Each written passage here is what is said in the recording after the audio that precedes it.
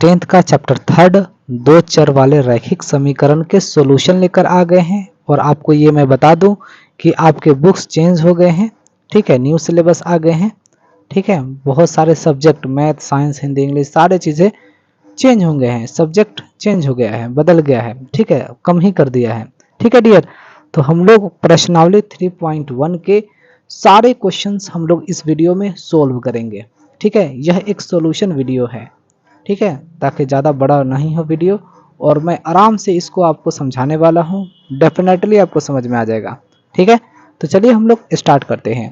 Question number first है, निम्नलिखित समस्याओं में रैखिक समीकरणों के युग्म बनाइए।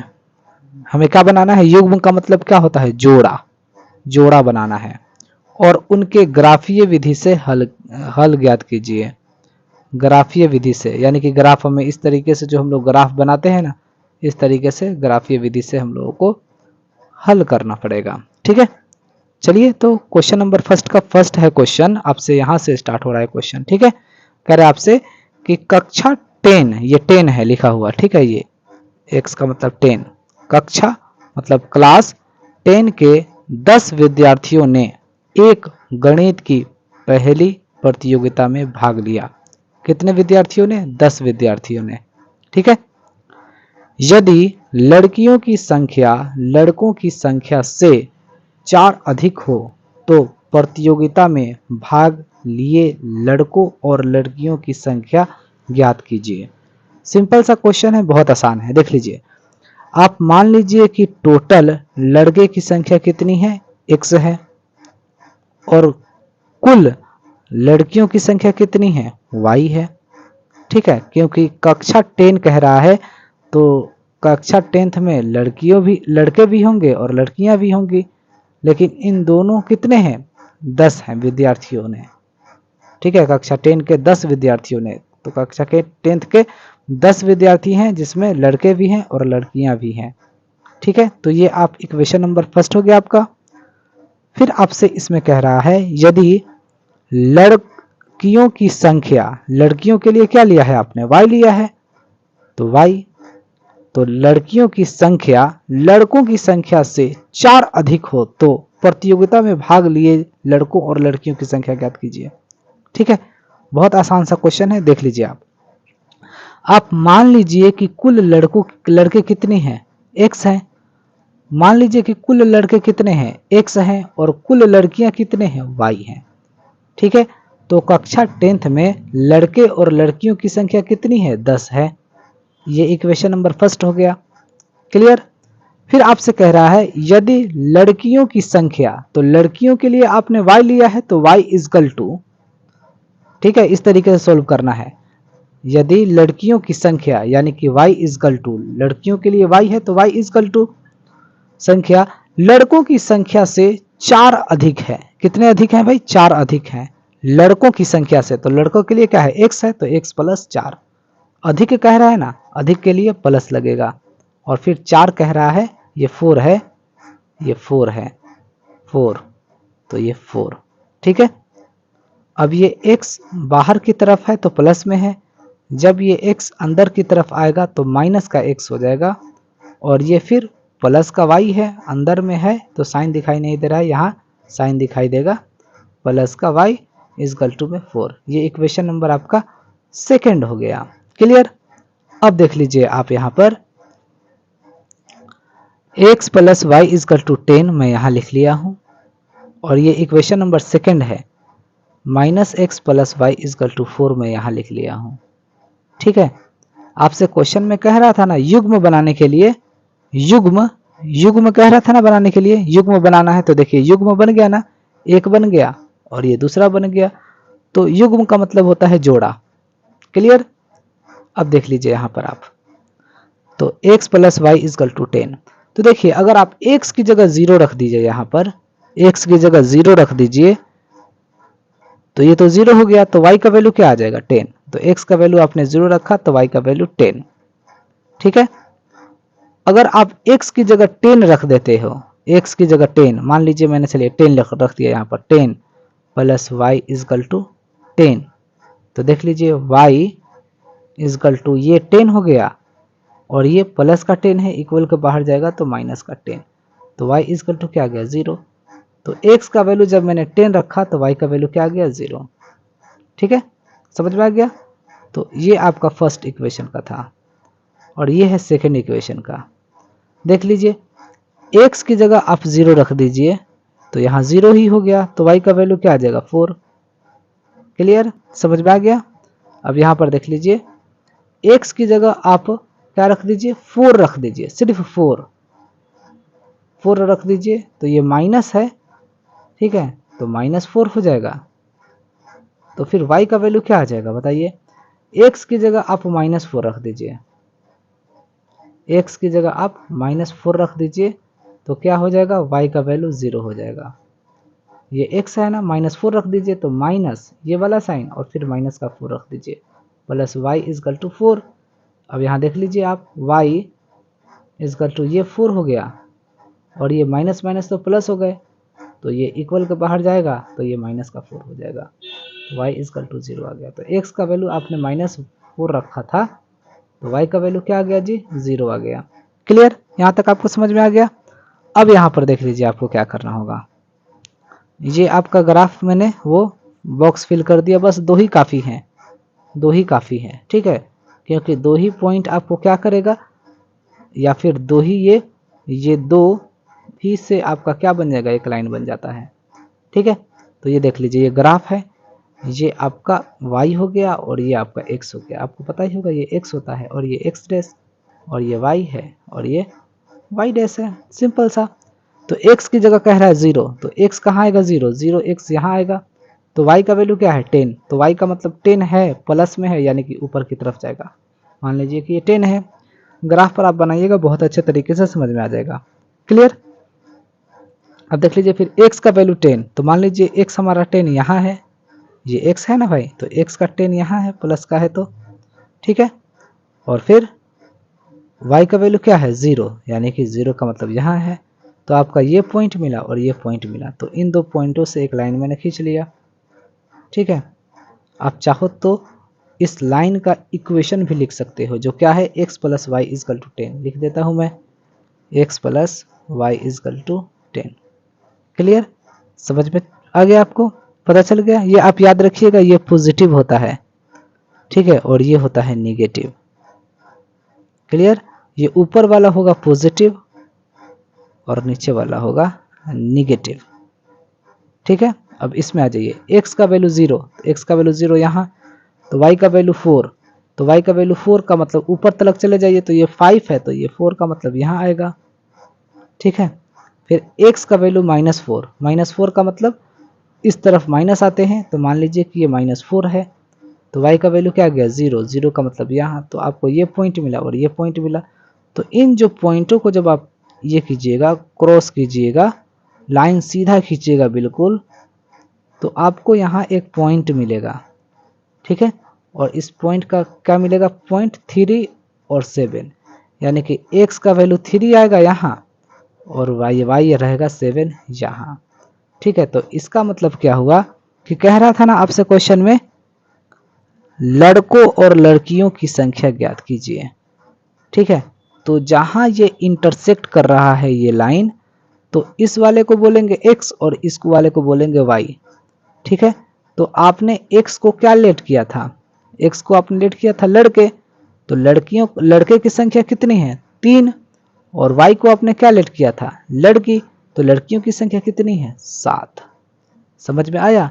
ये लाइन और ये लाइन पर इंटरसेक्ट किया इस पॉइंट पर, तो ये वाले होते हैं x, पहला x होता है और फिर होता है y, ये चीजें आप याद रखिएगा।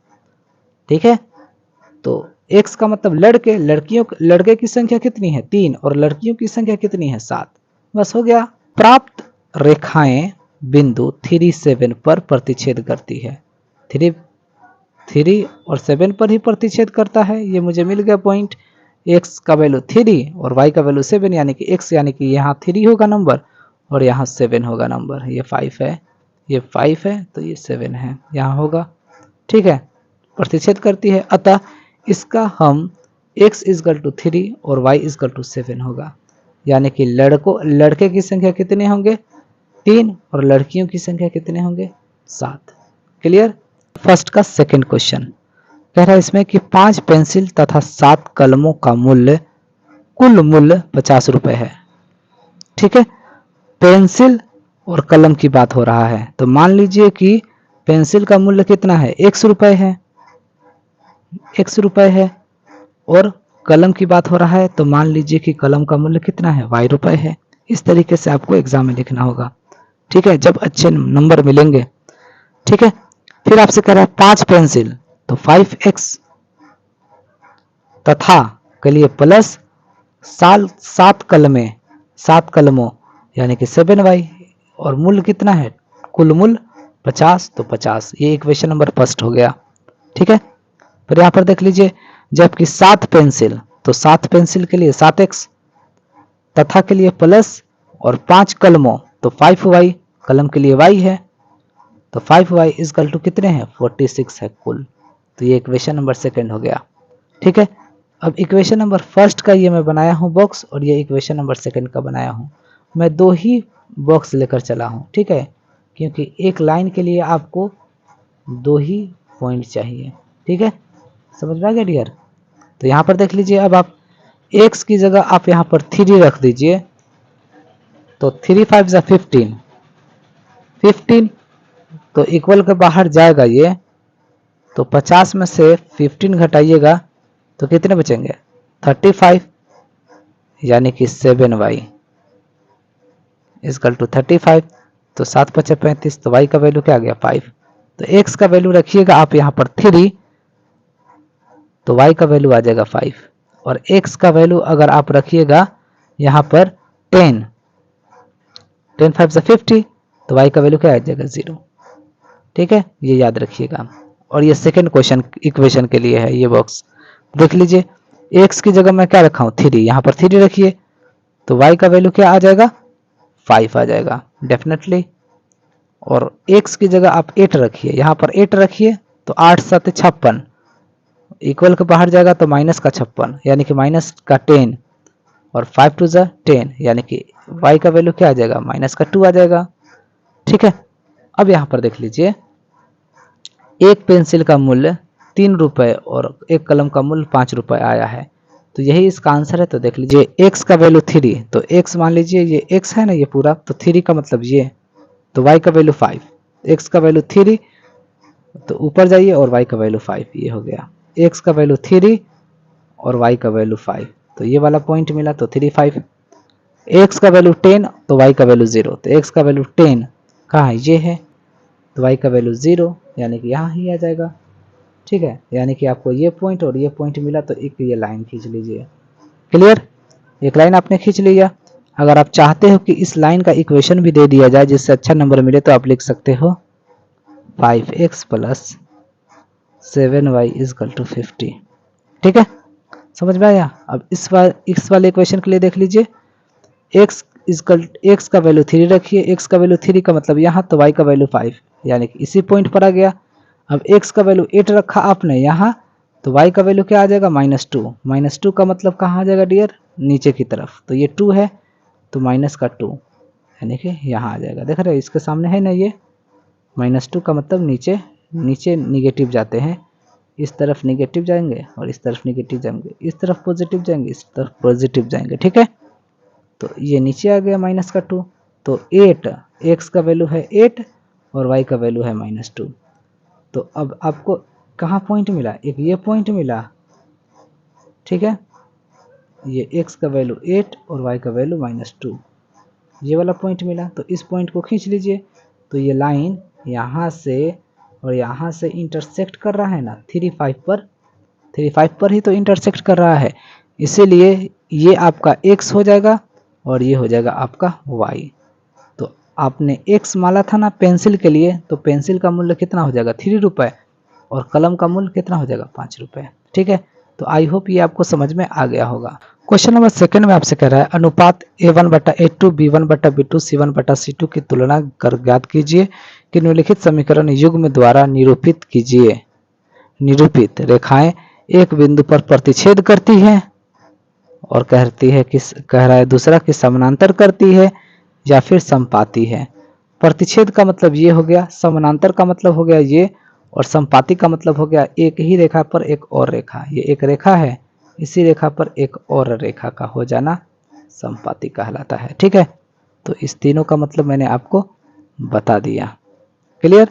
अब हमें क्वेश्चन नंबर फर्स्ट में ये दे रखा था इक्वेशन, तो आपको पता है ना A1 आपका क्या है 5 और A2 क्या है 7, और A1 यहाँ पर क्या है, B1 क्या है मेरा, तो B1 है -4, और B1 और B2 क्या है आपका 6। तो ये और ये तो बराबर नहीं है। जब बराबर नहीं है तो इसका मतलब क्या है कि यह इंटरसेक्ट कर रहा है। ठीक है, याद रखिएगा, मैं आपको बता देना चाहता हूँ A1 बटा A2 is not equal to B1 बटा B2। बराबर नहीं है ये दोनों, ये नहीं का साइन है, नॉट इक्वल।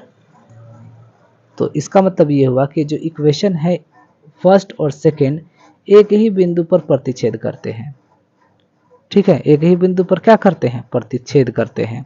तो ये प्रतिच्छेद करती है।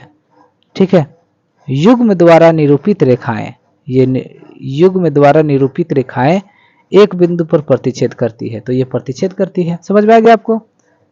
ठीक है, A1 बटा A2 is not equal to B1 बटा B2, इसका मतलब प्रतिच्छेद करती है। ठीक है, ऐसे ही यहाँ पर आप देख लीजिए 9 बटा 18 3 बटा 6 काट दीजिए, 9 1 9 9 2 18 3 1 3 3 2 6, और ये भी कट जाएगा 12 बटा 24। ठीक है, C1 बटा C2 तो 1 बटा 2। तो देखिए 1 बटा 2 1 बटा 2 1 बटा 2 दोनों में आ गया, यानी कि A1 बटा A2 बराबर B1 बटा B2 बराबर C1 बटा C2। तो आप क्या लिख कह सकते हो कि जब ये तीनों बराबर हो गए A1 बटा A2 बराबर B1 बटा B2 बराबर C1 बटा C2, आप कह सकते हो कि ये संपाती है। संपाती है, इसका मतलब ये है कि अगर आप इसका ग्राफ बनाइएगा तो इस ग्राफ के ऊपर ये ग्राफ रहेगा, तो इसके ऊपर एक और लाइनिंग आ जाएंगे। ठीक है, जिसको कोइंसिडेंट लाइन कहते हैं। समझ में आ गया। क्लियर। तो ये संपाती हो गया। ठीक है, संपाती रेखाएं हैं। जब ये तीनों बराबर होंगे, देख रहे हो A1 बटा A2 बराबर B1 बटा B2, ठीक है, और बराबर C1 बटा C2। A1 बटा A2 बराबर B1 बटा B2 बराबर C1 बटा C2। तो आपका पता होना चाहिए कि ये जब सारे बराबर हैं तो ये संपाती रेखाएं कहलाएंगे। ठीक है, यानी कि एक रेखा के ऊपर एक और रेखाएं। ठीक है, क्वेश्चन नंबर थर्ड हम लोग कि इसमें आपसे कह रहा है कि ये आपका इक्वेशन है दोनों, तो 6 बटा 2 ये -3 बटा -1, माइनस का साइन है तो, और ये 10 बटा 9 तो 10 बटा 9। लेकिन ये माइनस माइनस कट गया, 2 3 जा 6, तो ये भी 3/1 है, ये भी माइनस माइनस कट ही गया तो 3/1 है, और ये लेकिन ये बराबर नहीं है क्योंकि ये 10/9 है। तो A1 बटा A2 बराबर B1 बटा B2 is not equal to C1 बटा C2। तो आप कह सकते हो कि ये क्या है, जब इस टाइप से आएंगे तो कह दीजिएगा कि रेखाएं समानांतर हैं, यानी कि किसी ग्राफ पर इस तरीके से लाइनें बनेंगे जो एक दूसरे को कभी भी मीट नहीं करेंगे, यानी कि मिलेंगे ही नहीं। ठीक है, टच कभी भी नहीं करेंगे, यूं ही चलते रहेंगे इन्फिनिटी तक, आगे तक बढ़ते रहेंगे। क्लियर। समझ में आ गया डियर। क्वेश्चन नंबर थर्ड हम लोग अनुपातों A1 बटा A2 B1 बटा B2 और C1 बटा C2 की तुलना कर ज्ञात कीजिए कि निम्न रैखिक समीकरण के युग्म का मतलब जोड़ा संगत है या असंगत है। ठीक है, अब बात है संगत किसको कहेंगे और असंगत किसको कहेंगे। तो याद रखिएगा, जो रेखाएं प्रतिच्छेद करेंगे वह संगत कहलाएंगे। ठीक है, और जो रेखाएं कोइंसिडेंट होंगे वो भी, यानी कि ये जो है ना संपाती होंगे, यानी कि एक रेखा के ऊपर एक और रेखा होंगे तो वो संपाती होंगे। तो संपाती रेखाएं, ठीक है, जिसका ये वाला होगा रेशियो, जो तीनों रेशियो बराबर हैं, ये वाला रेशियो भी बराबर है, ये वाला भी रेशियो बराबर है, और ये वाला रेशियो भी बराबर है, तो ये संपाती होंगे। और संपाती जो होंगे वो संगत होंगे, और जो प्रतिच्छेद होंगे वो भी संगत होंगे। ठीक है, जो समानांतर होंगे वह संगत नहीं कहलाएंगे, वह असंगत होंगे, क्योंकि ये असमानांतर यूं ही जाता रहेगा, कभी भी मीट ही नहीं करेगा, टच ही नहीं करेगा, तो असंगत कहलाएगा। ठीक है, समझ में आ गया। ये असंगत लिखे हैं हम, असंगत, असंगत। असंगत कब होगा? जब दूसरे को मिलेंगे नहीं। देखो ये भी यहाँ पर और यहाँ पर मिल रहा है ना, तो इसलिए संगत कहला रहा है। ये भी एक लाइन है और उसी पर एक और लाइन हो रहा है, तो संपाती, यानी कि एक लाइन के ऊपर एक और लाइन मिल गया तो ये भी तो टच ही कर रहा है, तो इसलिए संगत है। ये भी इंटरसेक्ट ही कर रहा है, तो ये भी संगत ही है। ठीक है, तो संगत और असंगत के बारे में मैंने बता दिया, अब आप आराम से बता दोगे। देख लीजिए A1 बटा, देख लीजिए अब आप देख लीजिए अब आप A1 बटा A2 क्या आया? 3 बटा 2, B1 बटा B2 2 बटा -3, C1 बटा C2 5 बटा 7, यानी कि A1 बटा A2 is not equal to B1 बटा B2। आप कह सकते हो यह क्या है? संगत है, क्योंकि यह अतः यह प्रतिच्छेदी रेखाएं हैं। ठीक है, क्योंकि बराबर नहीं है तो ये प्रतिच्छेदी रेखाएं हैं, बराबर नहीं है। ये A1 बटा A2 का रेशियो B1 बटा B2 का रेशियो बराबर है ही नहीं। ये तो 3/2 है और ये 2 बटा -3 है, तो बराबर नहीं है। तो जब बराबर नहीं है तो ये प्रतिच्छेदी रेखाएं हैं, लेकिन ये संगत है। क्या है? संगत है, क्योंकि ये प्रतिच्छेदी रेखाएं हैं तो टच कर रहे हैं, तो ये संगत कहलाएंगे। और जो टच नहीं करेगा वह असंगत कहलाएगा। और वो क्या होते हैं? A1 बटा A2 B1 बटा B2 is not equal to C1 बटा C2, यानी कि वह समानांतर होते हैं। समझ में आ गया? क्लियर? ओके, नेक्स्ट समझ लीजिए सेकंड नंबर इसका।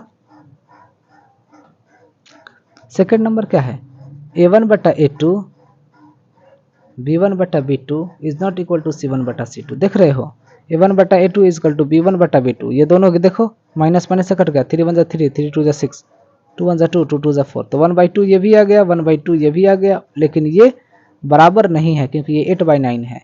तो A1 बटा A2 बराबर है B1 बटा B2 is not equal to C1 बटा C2। तो ये रेखाएं क्या हैं? पैरेलल हैं। ठीक है, पैरेलल है, इसका कोई भी हल नहीं होगा, क्योंकि टच ही नहीं करेगा तो हल क्या होगा? ठीक है, और जब पैरेलल है और टच ही नहीं कर रहा है तो इसका मतलब ये असंगत है। क्लियर?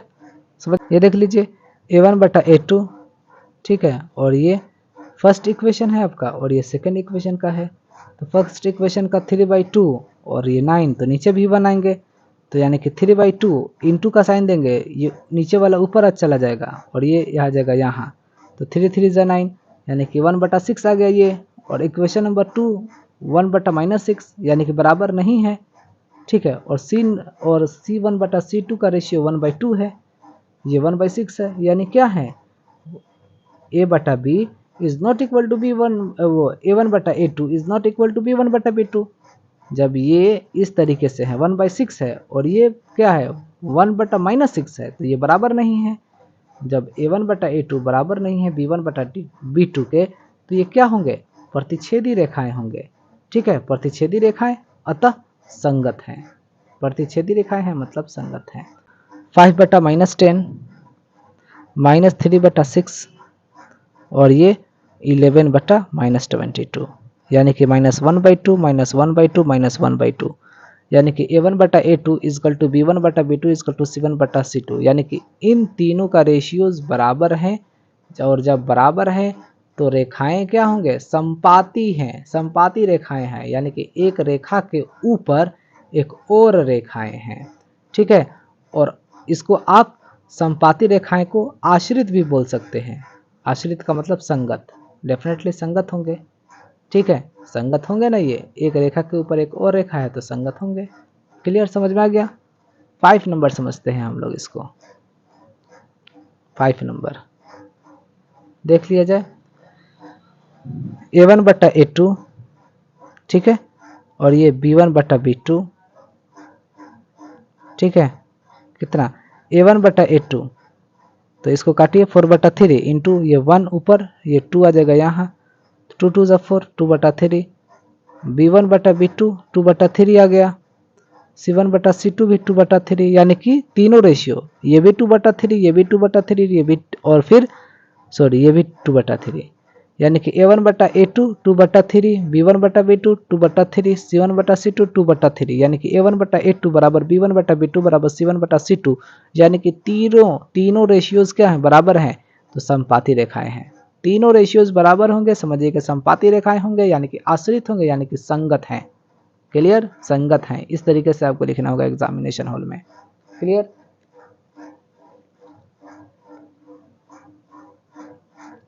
नेक्स्ट समझते हैं 4 नंबर क्वेश्चन।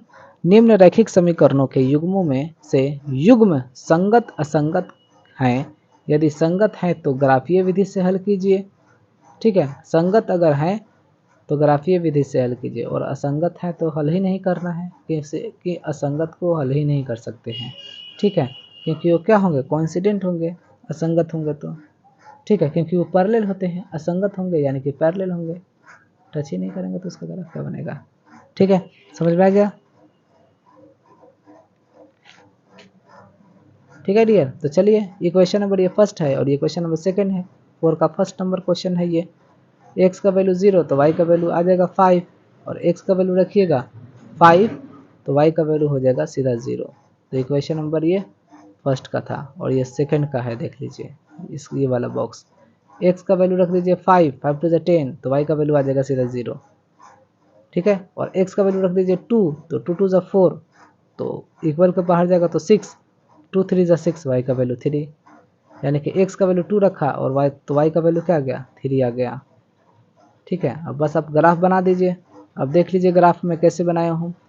x की जगह 0 यहाँ तो y का वैल्यू 5, ऊपर ये वाला पॉइंट मिलेगा 0 5 0 5, पहले x लिखते हैं फिर y लिखते हैं। समझ में आ गया। क्लियर। x की जगह 5 तो x की वैल्यू 5, x का वैल्यू 5 ये, तो y का वैल्यू क्या आ गया 0, तो 0 आ जाएगा।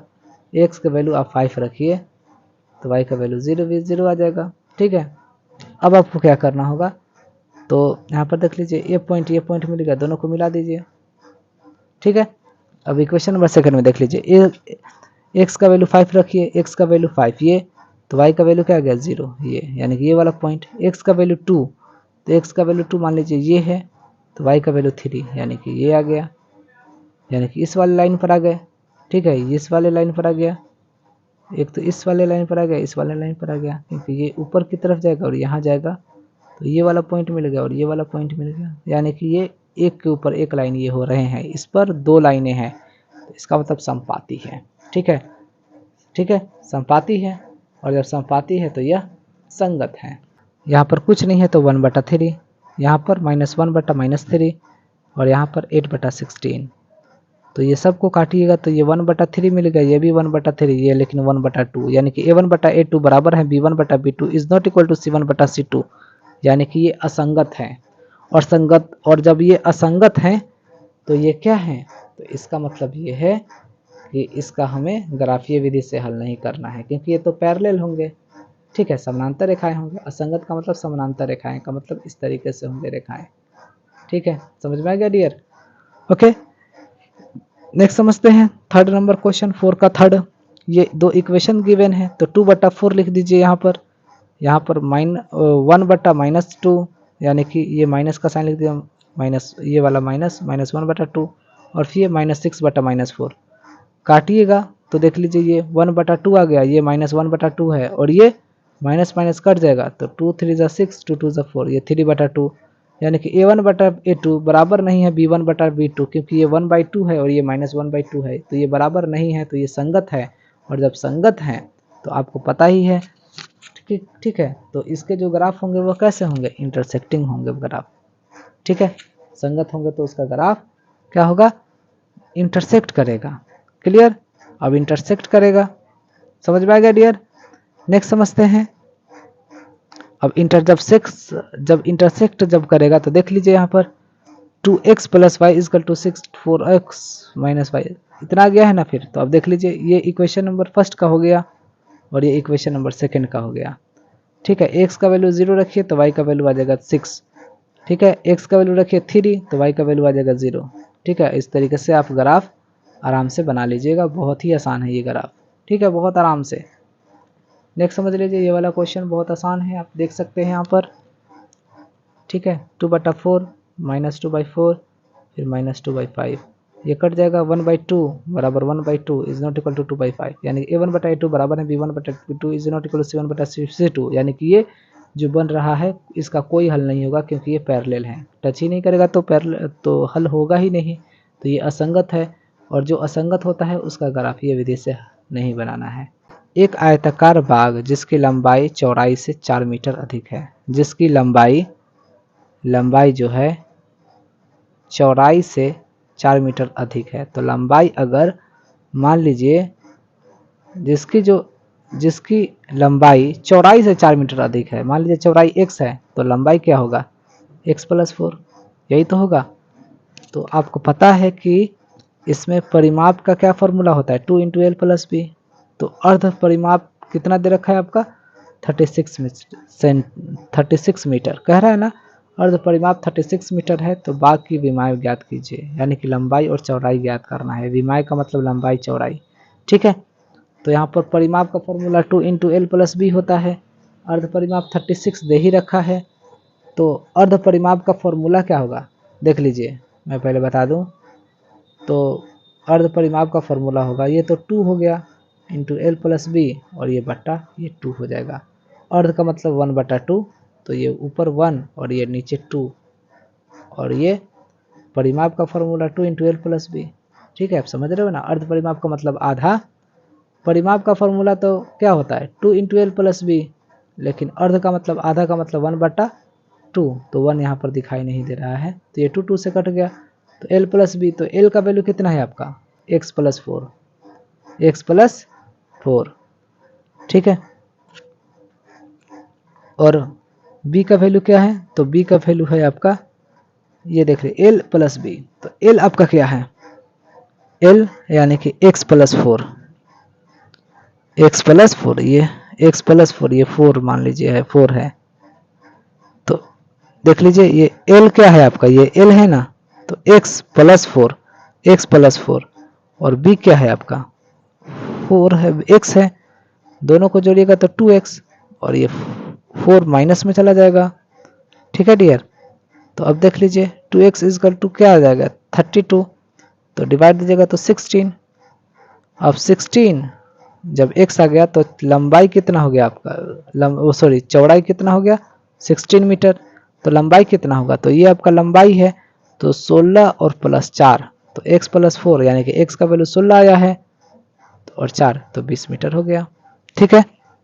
6 नंबर क्वेश्चन में आपसे कह रहा है कि एक रैखिक समीकरण है, ये दी गई दो चरों में एक ऐसी और रैखिक समीकरण लिखिए ताकि प्राप्त युग्म का ज्यामितीय निरूपण जैसा है कि प्रतिच्छेद करती रेखाएं। तो हम जानते हैं कि प्रतिच्छेद रेखाएं के लिए a1/a2 is not equal to b1/b2। तो दिया गया समीकरण ये जो है एक अपने तरफ से लिख लेना है जिसमें से ये और ये आ जाएं और ये, लेकिन दोनों बराबर नहीं होना चाहिए। तो 2/5 बराबर नहीं होंगे 3/2 के, यानी कि a1/a2 बराबर नहीं है b1/b2 के, क्योंकि 2/5 और ये 3/2 ये बराबर नहीं है।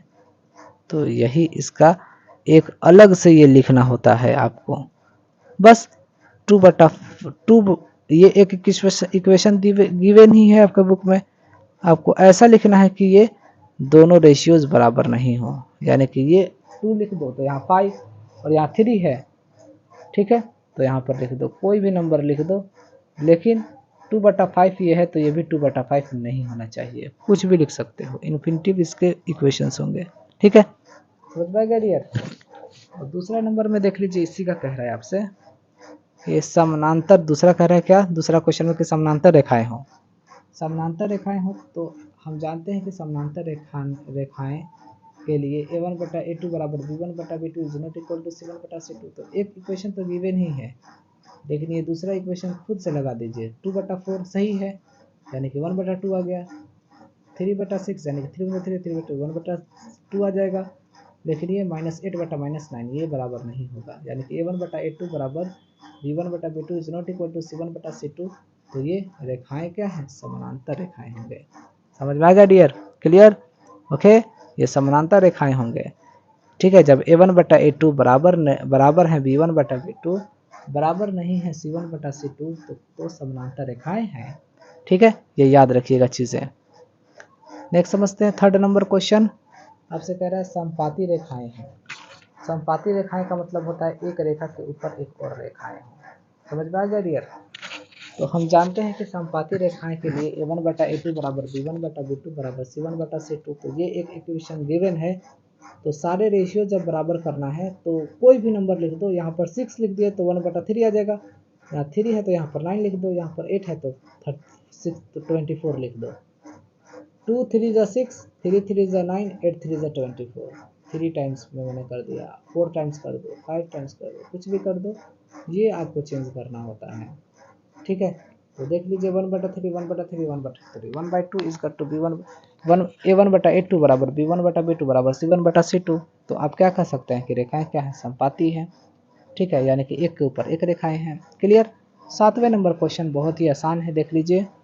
समीकरण ये दे रखा है और ये दे रखा है का ग्राफ खींचिए।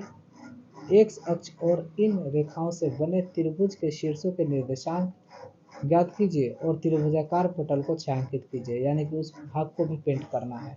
तो ये तो आपको गिवन ही है। ठीक है, ये आपका जब गिवन है और ये भी आपका गिवन ही है, तो इक्वेशन फर्स्ट में ये आ गया, इक्वेशन सेकंड में ये आ गया, और इससे जो मेरा ग्राफ बनेगा आपको पता ही होगा कि आपको ग्राफ बनाना बहुत ही आसान है। ये मैंने ग्राफ किया और इसके अंदर वाले भाग को मैंने पेंट कर दिया। ठीक है, तो इस तरीके से आप कर लीजिए। ठीक है, आपको समझ में आई होप आ गया होगा।